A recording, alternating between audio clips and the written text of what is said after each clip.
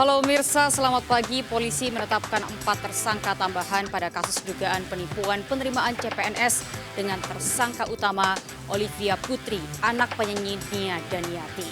Saya, Lady Marina. Kita jumpa lagi di program Berita Kriminal. Bersama kita akan mengungkap dunia kejahatan dengan berbagai laporan kriminal dalam Sergap.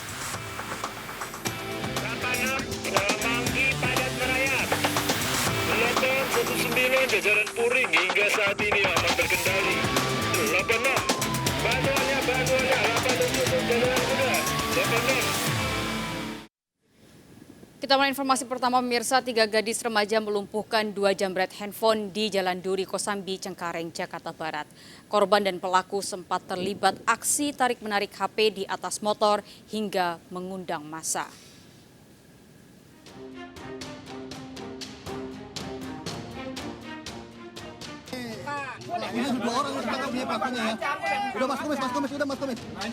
Dua pejamret HP tak berkutik saat menjadi sasaran amuk warga di Jalan Duri Kosambi, Cengkareng, Jakarta Barat. Sejumlah warga mencoba menghentikan massa yang emosi.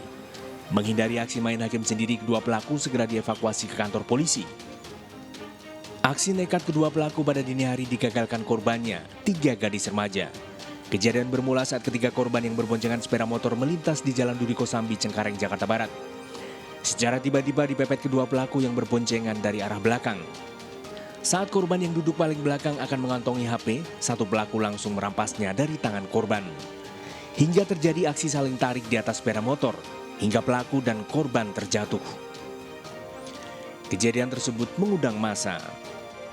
Sono kayak yang teriak-teriak gitu. Siapanya? Dari selatan. Ceweknya. Terus Jatuh, ceweknya langsung teriak jambret-jambret. Langsung saya kejar. Oh gitu. Pelakunya berapa orang? 2 orang. 2 dari ketiga korban luka dievakuasi ke klinik terdekat. Kedua pelaku beserta sepeda motor dibawa ke Polsek Cengkareng, Jakarta Barat. Dari Jakarta, Rani Sanjaya melaporkan. Pemirsa, tawuran 2 kelompok remaja di Pasar Rebo, Jakarta Timur diduga dipicu pesta minuman keras. Ironis, kaca rumah warga dan etalase toko pecah ikut terkena sasaran penyerangan.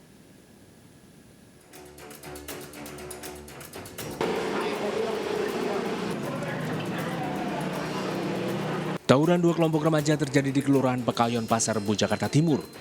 Ironis, pelaku saling serang menggunakan senjata tajam dan botol minuman. Tawuran ini meresahkan warga karena ikut menjadi korban penyerangan. Kaca rumah bahkan etalase toko milik warga pecah, terkena sasaran pelaku tawuran. Tawuran diduga dipicu setelah seorang remaja terlibat cekcok usai menenggak minuman keras. Saya juga kaget melihat kejadian ini di CCTV, ternyata dari pihak sana ini membawa sajam begitu panjang-panjang. Saya kaget, saya juga pas lihat hasil dari liputan CCTV ini. Makanya kasus ini laporkanlah sama Pak Agus karena beliau yang dirugikan merasa warungnya dihancurkan. Nah, ketika itu lapor dari kepolisian langsung olah TKP di wilayah RT1 R04. Tuh, kalau mau dibuka buka semua. Pas kronisnya kejadiannya yang nyerang duluan tuh siapa gitu sebetulnya. Kalau secara logika, masa dari sini nyerang ke sono, dari sono nggak ada CCTV ke sini nyerangnya. Sendiri sudah ada yang diamanin berapa orang, Pak? Kalau yang saya tahu tuh 4. Nah, dari RT 1 yang tahu aja Bu sama anaknya RT 1. Indra, anaknya Pak Indra. Sedikitnya 6 remaja pelaku tawuran diamankan ke Polsek Pasar Rebo beserta barang bukti senjata tajam. Dari Jakarta, Rio Manik, iNews melaporkan. Pemirsa, 4 orang ditetapkan polisi sebagai tersangka karena diduga ikut membantu Olivia Putri, penyanyi Nia Daniati dalam kasus penipuan penerimaan CPNS. 4 tersangka akan segera diperiksa. Salah satunya juga adalah Rafli, suami Olivia. Olivia mengajukan penangguhan penahanan dengan dalih sakit, namun polisi mempertimbangkan banyaknya korban penipuan.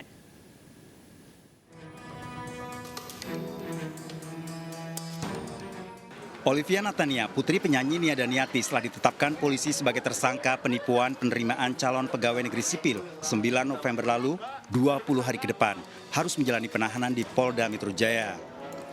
Olivia akan menjalani sejumlah pemeriksaan terkait penipuan yang dilakukan. Olivia bersama suaminya diduga telah menjanjikan korban untuk diterima sebagai pegawai negeri sipil.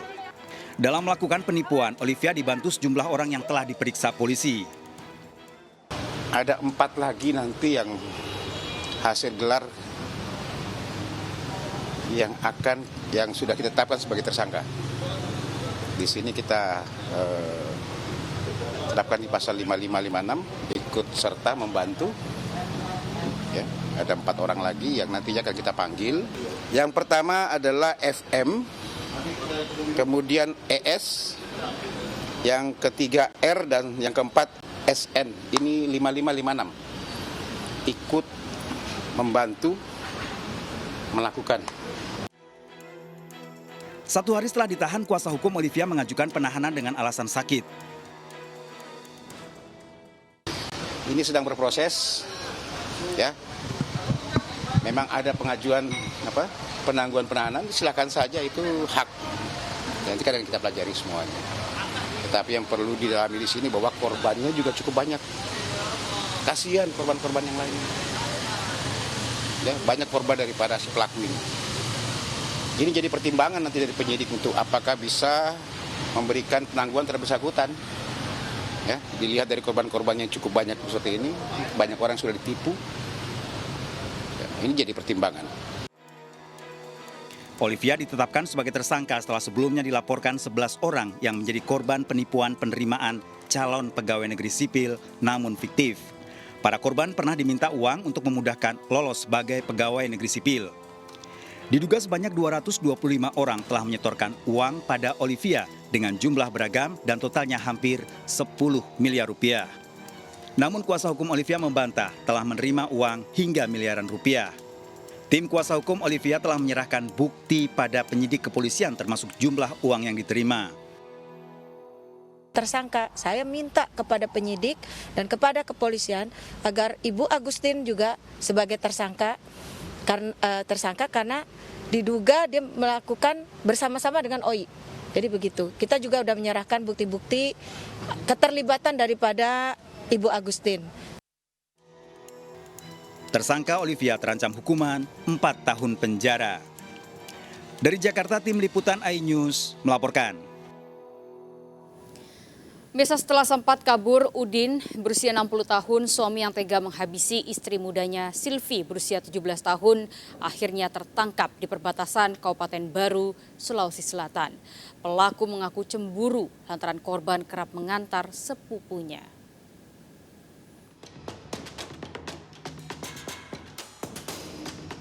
Udin 60 tahun tak berdaya saat digelandang petugas kepolisian Parepare, Sulawesi Selatan. Pelaku yang sebelumnya kabur menggunakan motor korban menyerahkan diri ke petugas di perbatasan Kabupaten Baru, Sulawesi Selatan.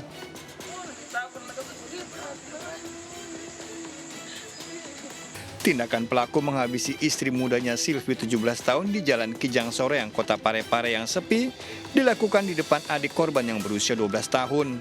Pelaku menghabisi ibu satu anak ini lantaran cemburu karena korban sering mengantar keponakannya. Sudah dapat kita amankan atas koordinasi dengan pihak keluarga dan akhirnya tersangka menyerahkan diri.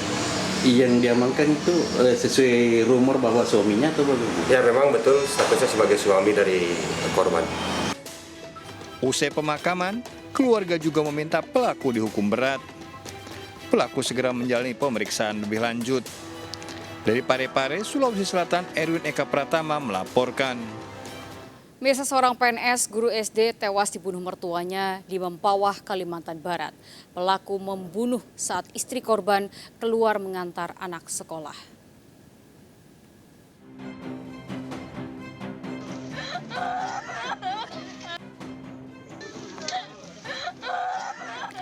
Warga desa Sungai Bakau Besar Laut Mempawah dikejutkan dengan jeritan Nelly yang mendapati suaminya, Jody, tewas bersimbah darah.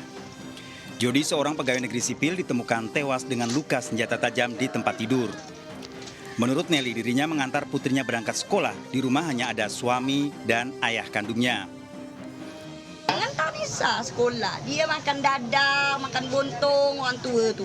Orang tua tu. Berarti ada di rumah ni. Jangan nak mikirkan lagi ya. Ngamam betul ya, kata dia. Jody tidur, posisi Abang tidur maksudnya? Abang tidur, ngamam.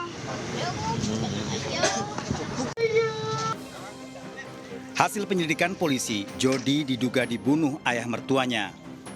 3 minggu sebelum pembunuhan, korban dan ayah mertuanya terlibat pertengkaran. Terduga pelaku menginap di rumah putrinya karena kesepian di rumah sendiri sejak istrinya meninggal. Nanti seperti apanya akan kita sampaikan kembali karena masih baru kejadian, jadi mungkin belum bisa langsung memberikan informasi.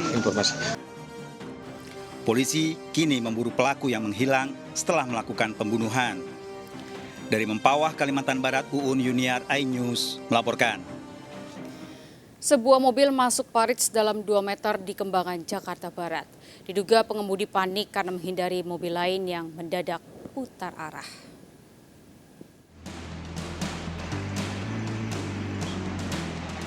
Mobil mewah ini terperosok ke parit sedalam 2 meter di kawasan Jalan Puri Kembangan, Jakarta Barat. Peristiwa berawal saat mobil melaju kencang, tiba-tiba di depannya mobil berputar arah tanpa memberikan tanda lampu. Pengemudi yang kaget langsung banting setir hingga mobil melompat ke dalam parit. Sementara mobil yang berputar arah langsung kabur. Di belakang ada mobil muter balik, ya kan? Nah dari sana mobil ini kenceng, masuk rem mendadak, banting ke kiri, kasih jemput di sini. Nah mobil yang muter balik ya udah jalan lagi, gak ini. Petugas mengevakuasi mobil dari dalam parit dengan menggunakan alat berat dibawa ke unit laka lantas Jakarta Barat. Dari Jakarta, Miftahul Gani melaporkan. Seorang penumpang mobil pribadi tewas sementara 9 orang mengalami luka akibat kecelakaan di Jalan Raya Sragen, Jawa Tengah. 2 mobil pribadi yang ditabrak merupakan rombongan pengantin, ditabrak oleh bus dari arah berlawanan.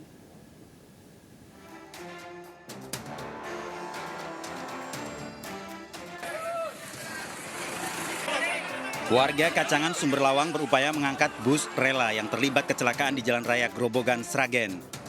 Menurut sejumlah saksi, bus rela yang melaju dari arah Grobogan menabrak 2 mobil pribadi dari arah berlawanan. Mobil yang ditabrak merupakan rombongan pengantin dari Solo menuju Grobogan, Purwodadi. Ambil kanan, Jadi bisnya ambil kanan gitu ya?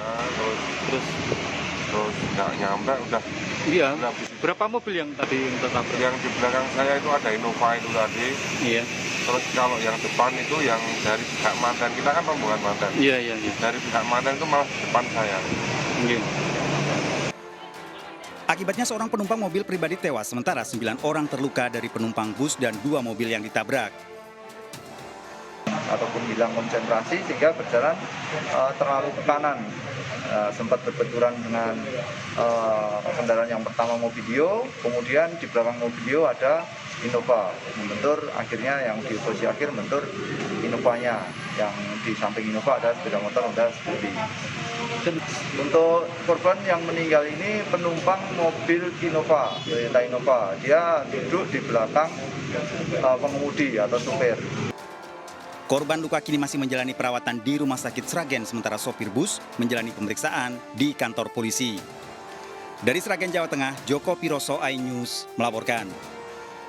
Mirsa, diduga sopir mengantuk sebuah mobil travel di Padang, Sumatera Barat bertabrakan dengan truk bermuatan CPO dari arah berlawanan. Kerasnya benturan membuat sopir terluka dan bagian depan mobil travel tujuan Padang Pesisir Selatan ini ringsek.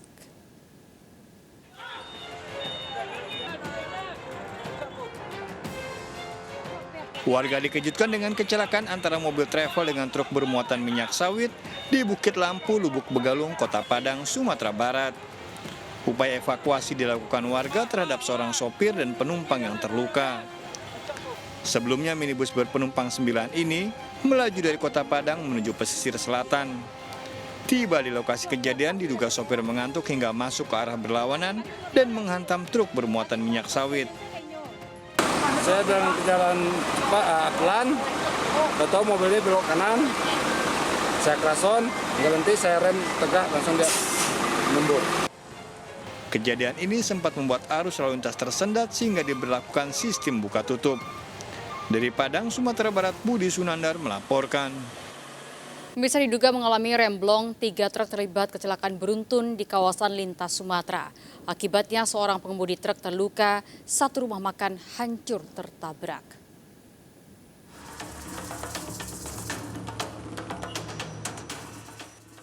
Pengemudi truk ini dievakuasi petugas usai terlibat kecelakaan beruntun di Jalan Lintas Sumatera Simpang 4 Sukajadi, Batu Raja Timur, Ogan Komiring, Ulu. Kecelakaan melibatkan 3 truk bermuatan batu bara dan 1 motor ini sempat mengejutkan warga. Kecelakaan ini juga menghancurkan 1 rumah makan dan 1 konter handphone. Diduga kecelakaan terjadi akibat ketiga truk sama-sama mengalami remblong usai melewati jalanan menurun. Pasca kecelakaan, petugas berjaga di lokasi yang padat untuk mengantisipasi kejadian serupa. Petugas belum bisa mengevakuasi 2 truk yang masuk menabrak rumah makan dan konter handphone. Manis. Kita dapat keterangan dari supir yang kita langsung cek ke TKP bahwa kendaraan tersebut BK 8025 CP mengalami remnya blong. Bang, untuk korban sendiri seperti apa nih, Pak? Untuk korban tidak ada, hanya kerugian materi aja. Luka-luka pun tidak ada. Tadi sudah kita cek langsung dan kita sarankan. Untuk memastikan penyebab dari kecelakaan ini, polisi telah melakukan olah TKP dan memeriksa saksi. Dari Ogan Komiring, Ulu, Sumatera Selatan, Widori Agustino melaporkan. Ke informasi lainnya, pemirsa, diduga tidak terima dipecat dari pekerjaan sebagai penjual kelapa. Seorang pria di Medan, Sumatera Utara menganiaya mantan majikannya. Usai beraksi, pelaku justru melaporkan korban ke polisi. Tak terima, korban pun melapor balik.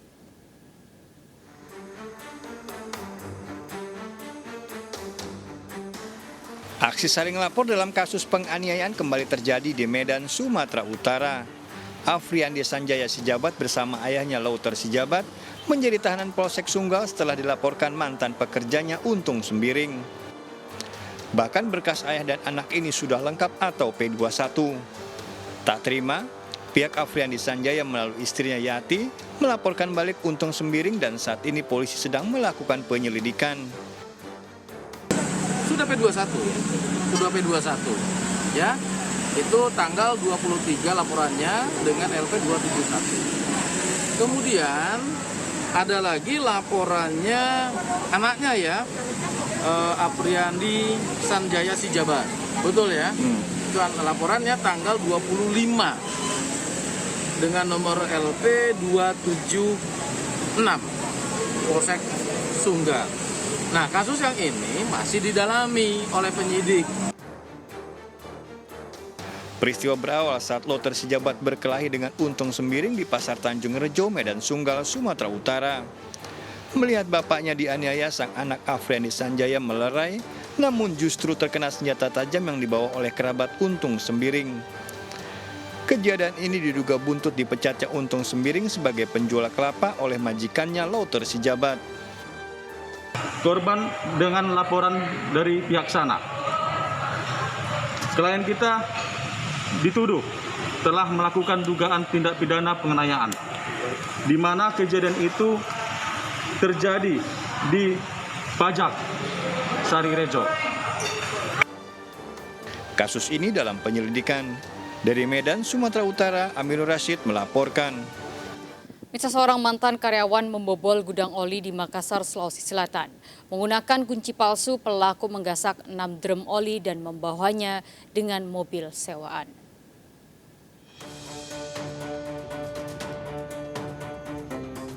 Seorang pria membuka gudang oli pada bekas tempatnya bekerja di Tamalate, Makassar, Sulawesi Selatan. Menggunakan mobil bak terbuka, pelaku membawa 6 drum oli. Petugas yang mendapat laporan segera menangkap pelaku di rumahnya di Kabupaten Goa. Sebelum ditangkap, pelaku mantan karyawan ini telah berjanji ke pihak perusahaan mengganti oli yang dicuri. Barang curiannya tersebut dijual ke penada seharga 20 juta rupiah. Terus kita kasih naik itu pakai alat itu yang alat apa itu? Forklift itu. Kita sendiri yang kasih naik. Iya. Pelaku terancam 5 tahun penjara. Dari Makassar, Sulawesi Selatan, Muhammad Nurbone melaporkan. Dan pemirsa, seorang pria Parubaya berpakaian polisi nyaris dihakimi warga usai melakukan pungli. Informasi lengkapnya hadir untuk Anda sesaat lagi. Tetaplah di Serdam. Bantuannya, 87 Januari 2,